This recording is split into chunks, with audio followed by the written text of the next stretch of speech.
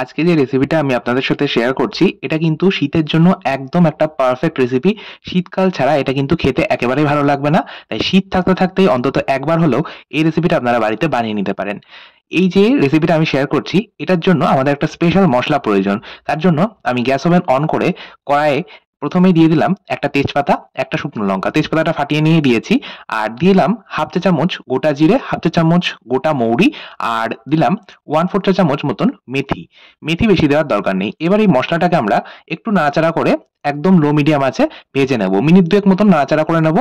মসলাটা একটু ভাজা, ভাজা হলে, রংটা হালকা পরিবর্তন হলে, একটা সুন্দর গন্ধ বেরোতে শুরু করলে মসলাটা আমি একটা গ্রাইন্ডিং জারের মধ্যে নামিয়ে দিলাম। তারপর শুকনো লঙ্কার বোটাটা ছাড়িয়ে নিলাম। মসলাটা একটু ঠান্ডা হোক, তারপর আমরা গুঁড়ো করে নেব। মসলাটা ঠান্ডা হতে হতেই আমরা এখানে কিছু মূলো নিয়েছি। মূলোটাকে আমরা খোসা ছাড়িয়ে রেডি করে নেব। ৩ টে এখানে মূলো নিয়েছি। আর মূলোটা আপনারা একটু কচি দেখে মূলো নেওয়ার চেষ্টা করবেন, তাহলে কিন্তু খেতে ভালো লাগবে। যদি কচি মূলো না হয় তাহলে খেতে ভালো লাগবে না। ৩ টে আমি মাঝারি সাইজের মূলো নিয়েছি। মূলোটার খোসা ছাড়িয়ে নিচ্ছি, তবে খোসা কিন্তু আমি সম্পূর্ণটা ছাড়াচ্ছি না। এই অল্প একটু রেখে দিলাম। এবার আমি মাথার কাছে আর পিছনের কাছে অল্প করে কেটে নিচ্ছি।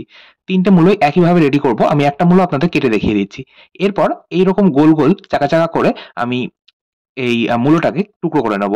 খুব বেশি পাতলাও রাখবো না, খুব বেশি আবার মোটাও রাখবো না। দেখুন, এইরকম ভাবে আমি ৩ টে মূলোই রেডি করে নিলাম। এবার একটা পাত্রের মধ্যে আমি নিয়ে নিচ্ছি তেঁতুল পাল্প। তেঁতুল পাল্প বর্তমানে বাজারে রেডিমেড কিনতে পাওয়া যায়। আমি সেটাই ইউজ করছি। যেহেতু আমি বাজারে কেনা রেডিমেড তেঁতুলের পাল্প ইউজ করছি, তাই আমি কিন্তু এখানে ১.৫ টেবিল চামচ আ তেঁতুলের পাল্প দিচ্ছি। কারণ বাজারে যে রেডিমেড তেঁতুলের পাল্প কিনতে পাওয়া যায় সেটা একটু বেশি টক হয়। সেইজন্য আমি অল্প পরিমাণ দিলাম। যদি আপনারা বাজারের ফ্রেশ পাকা তেঁতুল নিয়ে এসে বাড়িতে তেঁতুলের কাঠ বা তেঁতুলের আ পাল্প রেডি করেন, সেক্ষেত্রে আরেকটু বেশি পরিমাণ দিতে পারেন। মানে সেক্ষেত্রে আপনারা মোটামুটি হাফ কাপ তেঁতুলের পাল্প ইউজ করতে পারেন। আচ্ছা, তেঁতুলের এই পাল্পটার মধ্যে আমি দিয়ে দিলাম মোটামুটি ৪ থেকে ৫ টেবিল চামচ জল। দিয়ে ভালোমতো মিশিয়ে সাইডে সরিয়ে রাখলাম। অপরদিকে মসলাটাও ঠান্ডা হয়ে গেছে। মসলাটাও আমি গুঁড়ো করে নিলাম। এবার আমি আবারও চলে যাচ্ছি গ্যাস ওভেনের কাছে। গ্যাস বার্নার অন করে নিয়েছি। কড়াইয়ের মধ্যে প্রথমে দিয়ে দিলাম সর্ষের তেল।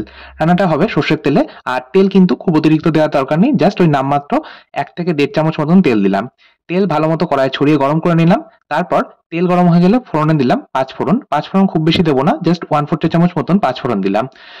ফোড়নটা একটু ভাজা, ভাজা হলে আমি আগে থেকেই টুকরো করে রাখা মূলোগুলো দিয়ে দিলাম। মূলোগুলো দেওয়ার পর আমি খুব সামান্য একটু হলুদ গুঁড়ো দিলাম। এই ধরুন 1/4 চা চামচ মতো। এবার আমরা মূলোটাকে হাই ফ্লেমে ভাজছি। মূলোটাকে কিন্তু আমি মিনিট ১.৫ মতন ভেজে নেব। আর মূলো ভাজার সময় আমি লবণের ব্যবহার প্রথমেই করিনি। যদি প্রথমে লবণ দিতাম, সেক্ষেত্রে কিন্তু মূলো থেকে জল ছাড়তো আর ঠিকমতো ভাজা হতো না মূলোটা। সেইজন্য আমি প্রথমে ১ থেকে ১.৫ মিনিট নাড়াচাড়া করে হাই ফ্লেমে ভেজে নিলাম। তারপর এর মধ্যে আমি দিয়ে দিলাম হাফ চা চামচ নুন। নুন খুব বেশি দেবেন না। এটা কিন্তু একটু টক ঝাল মিষ্টি হবে। তো নুনটা কিন্তু টেস্টটাকে ব্যালেন্স করার জন্য দেওয়া। তাই খুব সামান্য দিলাম।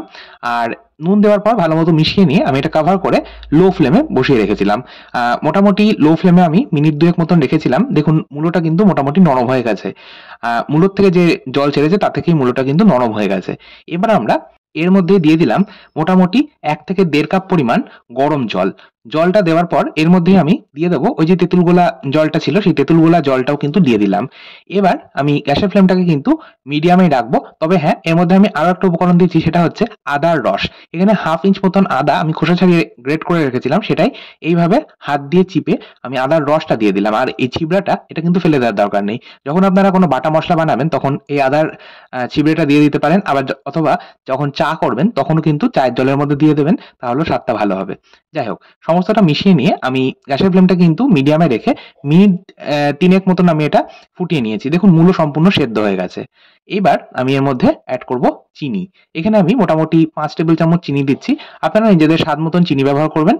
আর এখানে চিনির পরিবর্তে আপনারা কিন্তু চাইলে নলেন গুড় ব্যবহার করতে পারেন। যেহেতু এটা শীতকালে বানানো হচ্ছে, তাই নলেন গুড় কিন্তু এই সময় বাজারে ইজিলি অ্যাভেলেবেল। তো আপনারা চাইলে এখানে আপনাদের স্বাদ মতন নলেন গুড় ব্যবহার করবেন, তাহলেও কিন্তু স্বাদ ভীষণ ভালো হবে। নলেন গুড়টা বা চিনিটা যেটাই দেবেন সেটা দেওয়ার পর খুব বেশি সময় রাখার প্রয়োজন নেই। মিনিট ২-৩ এক হাই ফ্লেমে ফুটিয়ে নেবেন, যাতে একটু শিরা বা চাশনিটা একটু গাঢ় হয়। তারপর গ্যাসের ফ্লেম বন্ধ করে দিয়ে দিতে হবে স্পেশাল ভাজা মসলা। ভালোমতো মিশিয়ে নিয়ে এটা নামিয়ে নিচ্ছি সার্ভিং বোলের মধ্যে। তৈরি হয়ে গেল মূলোর চাটনি। এই মূলোর চাটনি খাওয়া শেষ পাতে খেতে অসাধারণ লাগে। এছাড়াও আপনারা চাইলে রুটি পরোটার সাথেও এই মূলোর চাটনি সার্ভ করতে পারেন। দারুণ খেতে লাগে। আর এটা আপনারা চাইলে সম্পূর্ণ ঠান্ডা করার পর কোনো এয়ার টাইট কন্টেনারের মধ্যে করে ফ্রিজে মোটামুটি ১ থেকে ১.৫ সপ্তাহ পর্যন্ত স্টোর করেও রাখতে পারেন।